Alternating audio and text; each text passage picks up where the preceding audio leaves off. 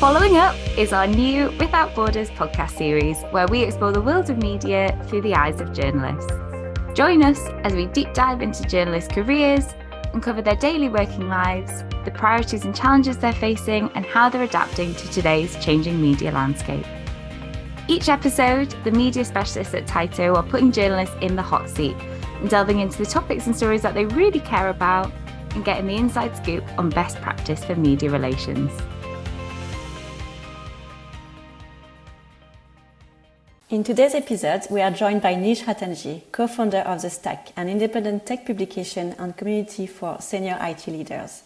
With more than 10 years in enterprise technology, Nish co-launched The Stack to cut through industry noise with agenda-free journalism, long-form interviews, and expert analysis, while also bringing leaders together through events, subscription, and peer communities.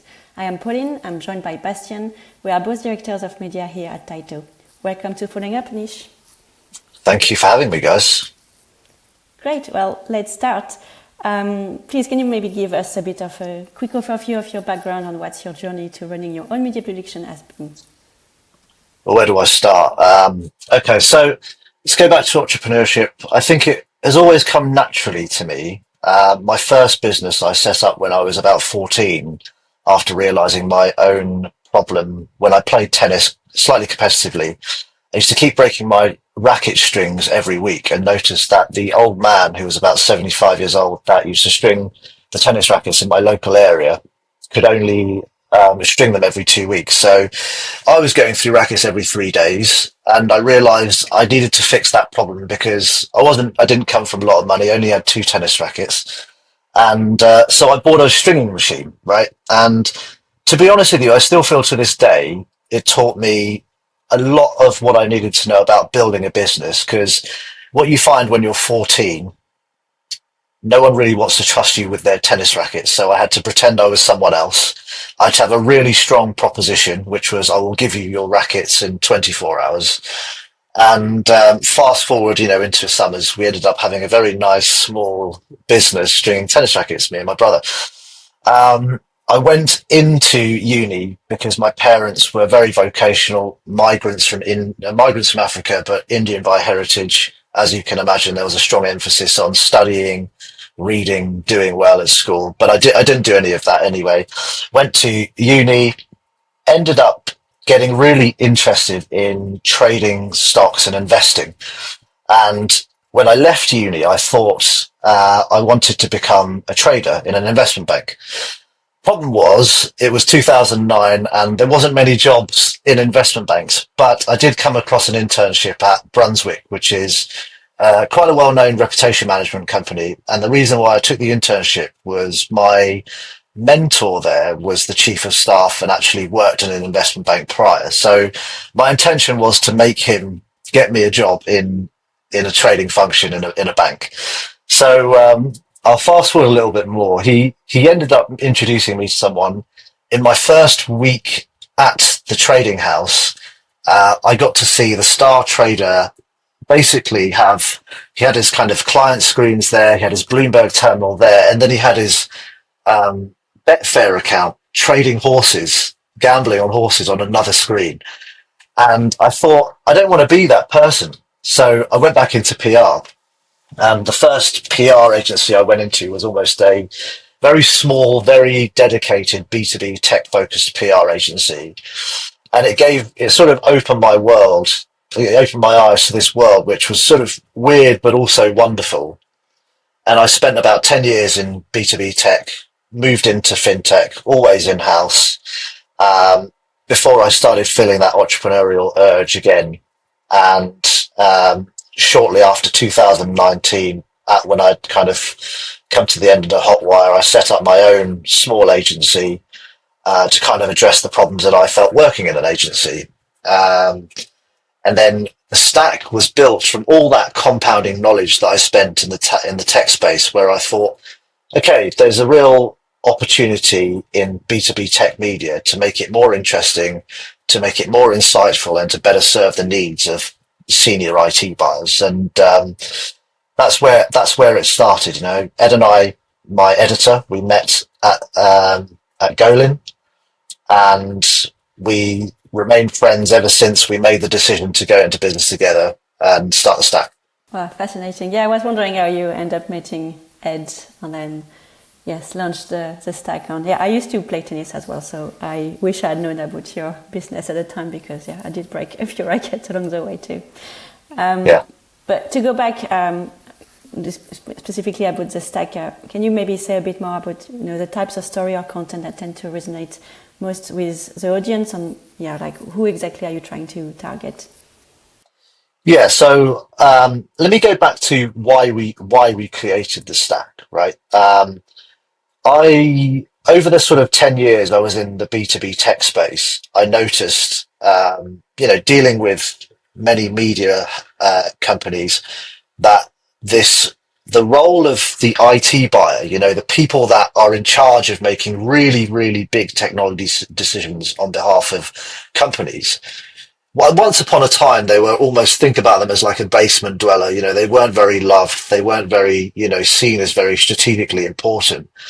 But if you fast forward to today, they are somewhat probably the most influential person in an organization, right? And just to kind of contextualize that, for your audience, the people that are part of our community, think about the CIO or the chief technology officer or the chief cybersecurity officer at a big bank. Some of those people exist within our community, and every year they have to allocate up to $20 billion, if not more, a year on IT, right? So that is the type of person that we aim to have us to trust us, right? What do they need, right? They need really high signal, high quality information that they can trust, that help them govern day-to-day decisions, right? So the premise of the Stack is that, right? It's to provide stories, insights, guidance, inceptions of ideas that help govern their decisions on a day-to-day. People are becoming really, really strategically important, if not the most important people within the company. How do we inform them in a way that is quick, sharp, informative, original, and in a way that no other outlet does? So that's why we built the Stack. So just going back to your point in terms of content, what resonates with them? It's not really rocket science. It's getting these stories out of people that is exceptionally hard, and being able to get to the point where you can tell them. It's, if I was an IT buyer, I want other information from other IT buyers. So we try as much as possible to extract those stories, whether that's by working with PR agencies to unlock those stories on behalf of your IT clients and their customers. But most of all, our work is done in-house, where we tenaciously go after some of the most closed up, difficult to reach IT leaders in the world, right? Think about the IT leaders at NATO, the US Army, the Federal Reserve Bank, these people that are, these people that are in charge of infrastructure, that if it blows up or if something happens to it, trillions could be affected in economic impacts, right? So that's where it started, and that's the sort of content that we produce.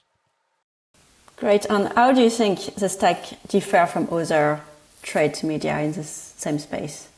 I would say we ultimately cover the buy side, right? We ultimately focus on covering other businesses. So rather than IT vendors, we don't tend to publish news on a day-to-day that is focused on product launches. We don't tend to, cover all the kind of tactical stuff. So if you break down like how we're different, first and foremost is our revenue model, which actually governs more than you think. So when we created the Stack, I looked at the landscape of like, why is journalism not serving the needs of the IT buyer? And it came down to not the fact that journalists aren't telling stories. It is precisely down to the revenue model. And most media that exists today in our space, their primary revenue driver is or was pay-per-click, right? And that meant a number of things. It meant they had to take a volume-based approach to journalism, because more stories, more eyeballs, more money, right? We don't do that. We made a conscious effort from the start to build a high trust platform, right? And that is really painful to do, because you're not kind of monetizing up front. But over time, the value of that compounds as your trust compounds with your audience. So number one is our revenue model, right? Because that governs everything that we do. That means that in terms of how we approach storytelling, it's far more internal than receptive from agencies or outside influences. It's our team's job on the editorial side to find stories. And when I mean find stories, I mean really do the hard graft in digging through Reddit, 401ks, financial reports, government reports, Reddit threads, you name it. So very little is done being received in, right? Almost the entirety of our journalism and editorial output is done completely in-house, you know, and it's funny to say, but our journalists do hard journalism, right? I'd say that is probably a differentiator to us today, but it all stems from the fact that our revenue model is fundamentally different because our team are not pressured by the fact they have to publish so many stories a day because that will have a direct impact to our how we make money. Could you describe your revenue model a little bit in more detail? And I'm also curious if this was the same from the start or how or did it evolve over time? Yeah, so revenue model was the same from the start. I think both Ed and I, when we looked at the media landscape, we just knew that this model of pay-per-click was going to die or was really fragile for various reasons, right? Various reasons. So we made that hard decision. And during the early years was so difficult not to say, right, let's just turn it on. You know, we're getting traffic through. Let's just turn it on. We need money, right? Because like every other journalist platform, editorial platform at the time, you're struggling. It's really hard. But we had a really strong conviction, and my personal conviction on the industry was that high signal, high trust, high authority building community that will never die. And when you get into niche, high value audiences, like we are in a very, very niche, high value audience space, right? And if I think about our customers, and people that effectively need to come through us because we are a really high authority platform to this community, that's where we wanted to play. Not necessarily a gatekeeper, but a point of authority. But building that authority takes time. And you can only do that if you really are prepared to put so much energy up front to create high quality content, be tenacious in securing those interviews, being able to publish content that matters, but is promoted and you grow organically rather than is paid. So it hasn't changed over time. The downside of that model is it's taken time to get to that space, right? The positive of that model is it's a snowball. The value of that has compounded over time. From the point of view, now people know about us. We are trusted amongst that IT leadership audience. And as a result, that snowball of trust and commerciality, because IT vendors and IT companies see us as a point of authority to get in front of these communities.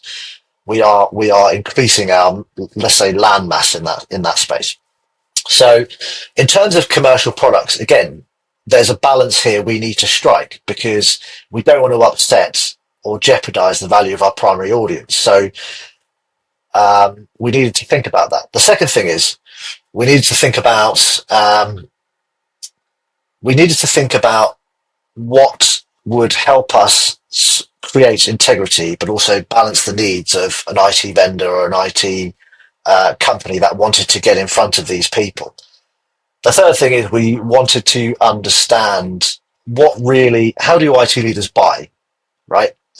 And you wouldn't believe how many conversations I have with PR agencies, marketing agencies, CMOs in multi-billion-dollar IT companies that still don't fundamentally understand the two most important ways that people with IT budget buy, and that is through peers and that's through third-party trust. That's what starts those conversations. So if we look at the other media landscapes, and actually going back to your earlier point of how we differentiate, we don't have 1,000 different products because we're not selling pairs of trainers. We don't need tons of banner ads. We don't need to do, programmatic advertising. We don't do lead gen because it doesn't matter or serve the needs of our primary audience and it doesn't impact them. So if it doesn't impact them, why should we sell it? Right? So there's only two things we do. at this stage, right? And obviously that will expand over time. That's really helping IT companies tell stories that cut through to this audience in a really compelling way, both on our platform and within their respective businesses, because we can be external and because we have a slight bit more clout than unfortunately marketing functions do. We're able to really stress test and go in with our expertise. And secondarily, we find organic ways to create physical platforms for IT vendor executives to connect with these people. So small scale dining clubs. We are, as you may know, we are doing our first ever conference in June. I say conference, but it's in true Stack style. There's 100 people there, very closed door, very, very exclusive. Yeah, so I mean, fundamentally, there's a very small amount of ways that you can connect with IT buyers. And I'd like to think that gives us that sharpness and focus on both sides. We're going to genuinely meet the needs of you guys on a commercial perspective in terms of connecting, but also we're doing it in a way that doesn't compromise the needs of our primary audience, the IT buyer. We're doing it in a way that actually supports them, because it's not like they don't want to hear from IT vendors. They absolutely do, but they want to do it in a way that's concise, precise, in a trusted way, right? Have you ever experimented with paywalls, with subscriptions for your readers? Yeah, so we have a very crude beta test at the moment. You do right now. Of a paywall product, which is basically accessing our premium content. I say it's less of at this stage, it will be built out into something more sophisticated. But at this stage, it's a very low level product where you can access our premium interviews, sort of the stuff that Forrester and Gartner charge £2,000 a piece to read. It's an annual membership, £250 per seat, gives you access to not only that content, but gives you access to our community as well, which is more important. Still in its early stages, we prefer to just launch and test and iterate and see if there's demand and interest. We're still at that stage where we're bootstrapped and scrappy. But it will evolve over time, because fundamentally the prize of our business is the community, and actually being able to do as much as we can with various segments or broad segments of our community is something that we will really be doubling down on as we evolve. I see. What is super interesting about you is that you worked on both sides of the fence, so that you started working off in PR and then launched your own technology media publication. And I'm wondering if there's anything that the media world has taught you that you wish you would have knew when you have been still a PR. Oh, it is so effing hard to be a journalist. That is probably the first point of realization, right? To be a proper journalist, it is really, really hard. And I think, if you're in a PR agency, everything's really nice. You've got a nice setup. You've got your MacBook. You've got coffee on tap. You've got a drinks cart running around. Meanwhile, this journalist is fending for their life and their inbox and, potentially their job more broadly, and actually just having an awareness of that really changes how I would approach journalists moving forward, right? We have it slightly easier because most of our inboxes get deleted, and it's a real stress relief for our teams. But I would say that is probably the number one thing. And the reason that I know that is because on the odd occasion Ed steps away, he redirects his inbox to mine, and it is absolutely relentless. Now, if you think we've actually got a team, and fortunately Ed's got some operational support and we have other team support now as well. But if you think about it in the context of an editor, their job is not just to write, but their job is to review, be accountable to their operation side of their business, do other administrative tasks, and then they're expected to write stories. It's hard. So that's one way, I would say. Yeah, I can totally understand. I think being able to focus on one thing and ignore the rest is a key skill journalists need to have, right? Yeah. If you I understood that you almost ignore all PR, but if there is what are the ingredients to still make the cut and catch the interest of you guys as a PR person? Is there something that stands out? Perhaps do you even have like a good example? Oh my God. I think number one, we're not almost exclusively, but do PR. It's called public relations. And I think one of the things that really frustrated me most about running a function in an agency, was just the reluctance of people to pick up a phone, and speak to someone or take someone out for lunch, right? How do you expect that someone is going to respond to you if you just bang out emails to them? There's no rapport there, and rightfully so. You don't deserve a response. What makes you think you deserve one? And I think, being perfectly honest, is that sense of entitlement where the industry, and it's through no fault, it's systemic, I feel, because you're not taught to feel this way. When you come into an agency, it's like, okay, you've got a spreadsheet of contacts here, let's just mail out stuff, right? It's not broken down into a quality or a quality approach. Who are the 5 people you need to target? How can you build meaningful relationships with them, right? What do they need, right? Deliver value, like anything. Build rapport is what that sort of summarizes, I guess. I say the other thing is it pays to pay. This world of earned media is, again, it's quite an entitled approach, but actually I think a lot of people that come into agencies don't really realize how symbiotic the industries are between one another, right? You need to work with one another. Think about, okay, how can I actually deliver value on the earned side? But how can that also translate into something where it's meaningful for the commercial aspect of that editorial business? That's definitely going to get the attention of our teams, right? And so many of our most productive relationships come from that blended approach these days, because there are fundamentally things that agencies can't do that we can do, and vice versa. We're not here to take people's jobs. We're here collectively to try and do something meaningful together. So it pays to pay. That's another thing.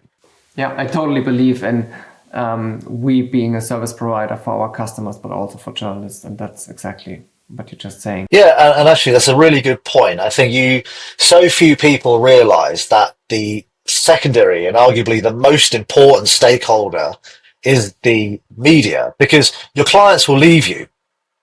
Your clients will try and make you abuse the media. They'll say, send this flipping press release out.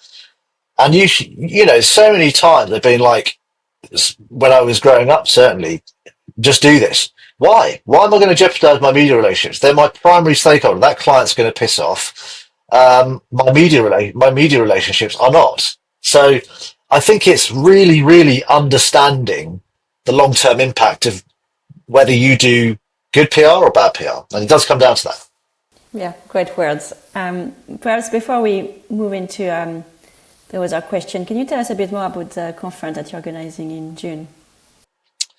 Yes. So it's in April. So April 16th is our first ever conference format that we're rolling out. So it's specifically focused in financial services and regulated industries. It's an afternoon in New York. We've got some of the biggest C-level IT people as panels in the conference. It's in typical Stack style. So it's, rather than going big, we're taking a quality and a heavily curated approach. There's only 100 seats up for sale, and they're only available to practitioners. Sponsors can get in the room, but again, in a very, very select way. We're managing that quite heavily. We'd rather not have any sponsors than have sponsors. So we've got 2 sponsors there. And then, tickets are paid for on the premium end. All the conversations at the conference are going to be focused on practitioners. What are they doing? And the people in the room are going to be hearing exclusively from some of the biggest IT leaders in the world in that industry. So think about the CIO of JP Morgan, the CIO of Nomura, the CISO at a big insurance company, Assurance Re. So it's, again, in our style, maintaining the quality, really demonstrating the quality of our community, because that's quite hard to visualize and kind of put into perspective. But I think it's another really interesting point about how media is being measured, which I know is something that isn't necessarily being covered off here. But in terms of how we present KPIs commercially, it's gone away from impressions because they don't fundamentally matter. Who are you reaching is really, really important. And this event format is a real, like, look at the people that are in our community base, right? And that's why I wanted to do it. Interesting. And you also, the Stack also run a successful newsletter alongside the online publication. So perhaps can you tell us a bit more about the newsletter specifically, but also, more generally, we are seeing, alternative media formats being developed. So newsletters, podcasts, also on social platforms.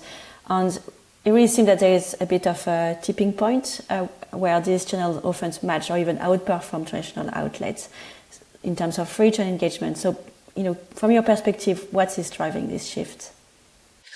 I take quite a different stance to this because I think, people think about media formats, but I think about products, right? When you're building products. And you'll look at the Stack right now and it's a, semi-static product, but we are having these conversations internally about how the Stack is changing and how it evolves.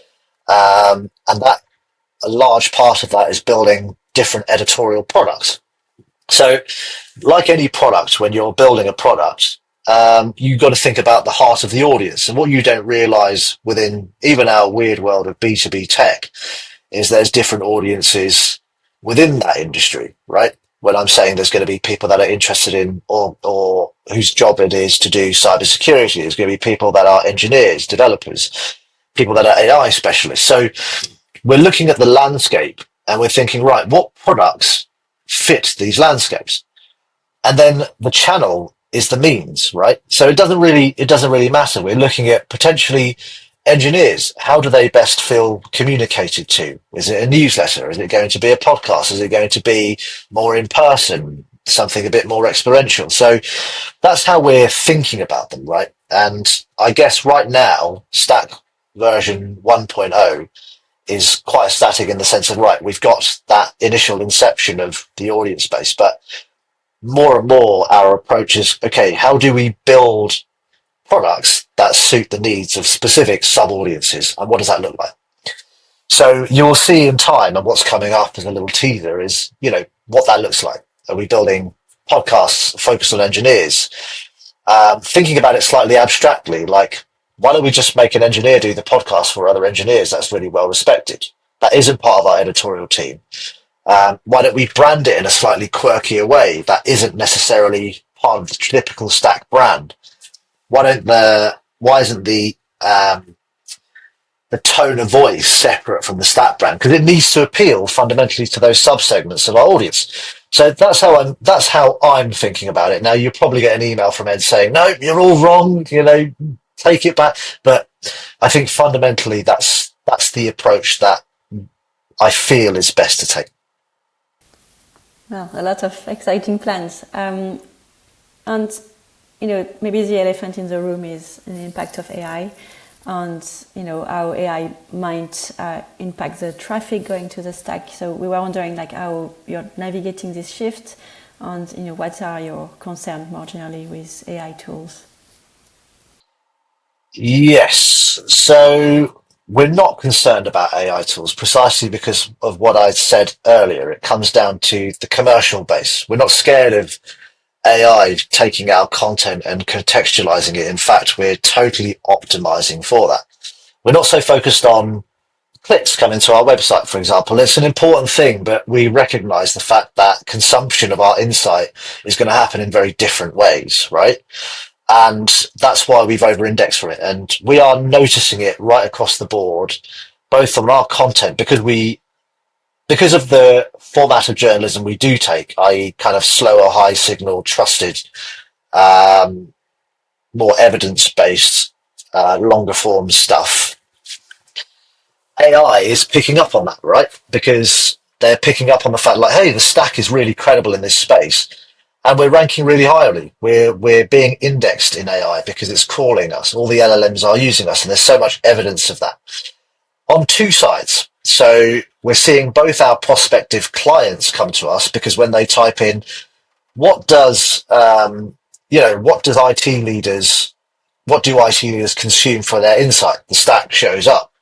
And also on our clients' behalf, when they work with us in the commercial perspective, they recognize that their content or their information from being on the stack is ranking as well. So we're embracing it, right? And I'm not going to pretend like we are experts. We are actively, joining beta programs with places like Reddit and facilitating, more optimization, generative optimization with our content. But we are, we're definitely embracing it. Yeah, that's fascinating. Yeah, super interesting perspective that I haven't heard before. So basically, AI is just another channel for you where people consume your content, and this makes the stack even more relevant for IT suppliers, for example, right?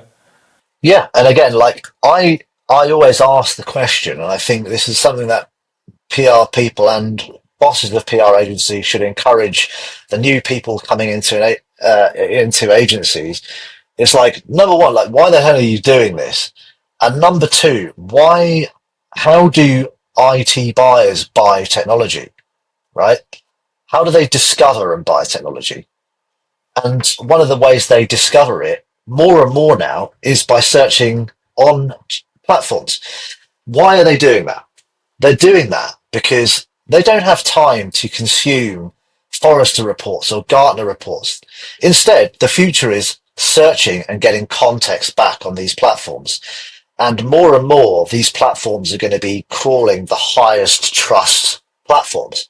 And we're going to be there. We will always be there because we've got that head start in that. And we'll plan to double down on it. So we're embracing it. And I think ultimately you kind of have to roll with the punches, right? Very interesting. Apart from AI, media consumption is also shifting, like the habits of media consumption. So we see the rise of newsletters, of course, podcasts, but also short form video content. And we are wondering, how do you see this affecting the media industry over the next few years?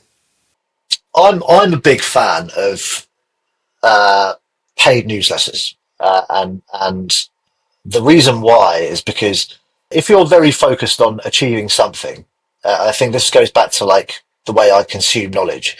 I think there's so much content you are bombarded with, like, every day you are bombarded with different content, and you've got two choices. You either have the algorithm determine what you consume, or you determine what you consume.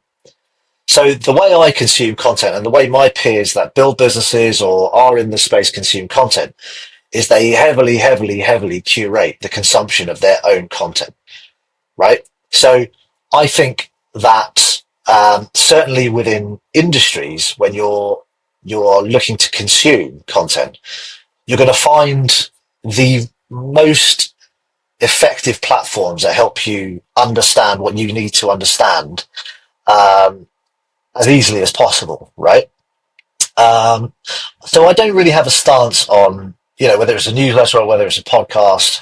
I think obviously going back to the point on GPT, people are inherently lazy. Smart people I found are even more inherently lazy because they want to try and find the most efficient way of getting a really productive outcome. I love long form content, but at the same time, it's an indulgence.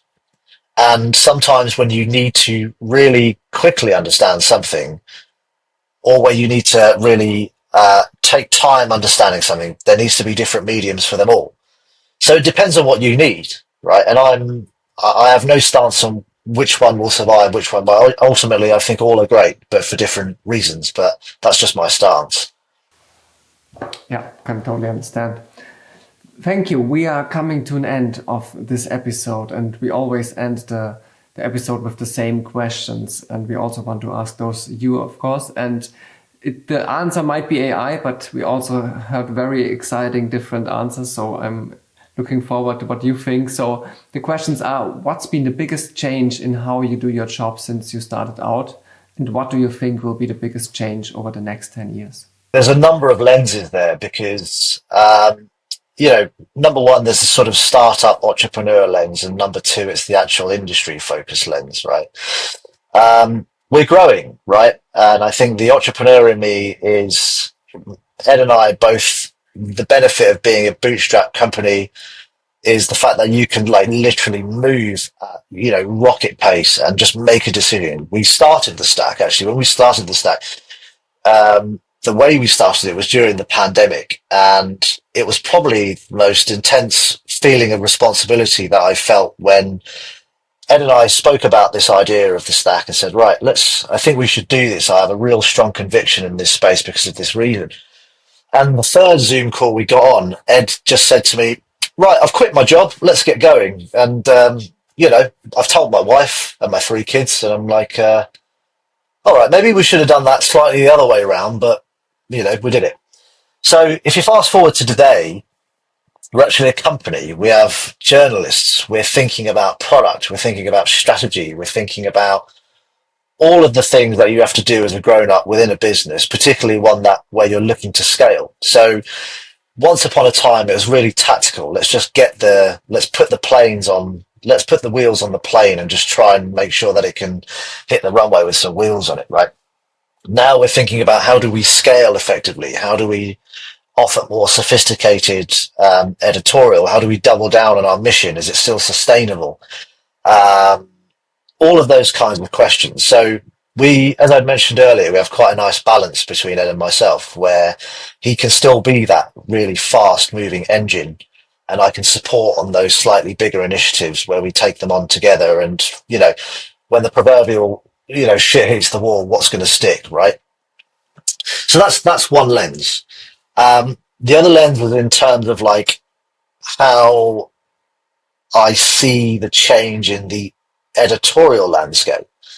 And it goes back to the point that I made slightly above, where I'm thinking about we ultimately will scale as a platform. And that means, more high quality content, but it won't all look the same, right?